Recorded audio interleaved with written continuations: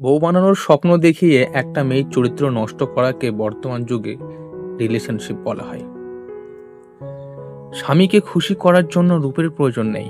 স্বামীর কথা শুনুন, পর্দা করুন, একটু ধৈর্য ধরুন আর ভালো ব্যবহার করুন, এইটুকুই যথেষ্ট।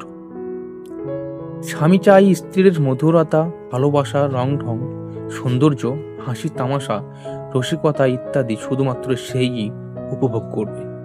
স্ত্রী অন্য পুরুষদের থেকে এসব লুকিয়ে রাখবে।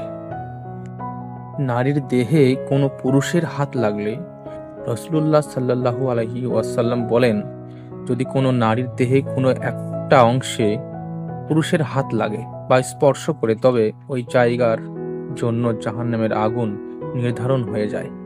নাউজুবিল্লাহ। অথচ আমরা কি করছি, হাত রেখে কত কিছুই না করছি। টাকা হারিয়ে গেলে মানুষ যতটা আফসোস করে, 5 ওয়াক্ত নামাজ ছুটে গেলেও এতটা আফসোস করে না। কিসের এত অহংকার? আপনি মারা গেলে অনেকেই আপনার চেহারাটা দেখবে না, রাতে ভয় পাবে বলে। রাসূলুল্লাহ সাল্লাল্লাহু আলাইহি ওয়াসাল্লাম বলেন, হারানো সন্তান খুঁজে পেলে মা যেমন খুশি হন, ঠিক তেমনই আল্লাহর পাপী বান্দা তওবা করলে আল্লাহ তার চেয়েও বেশি খুশি হন।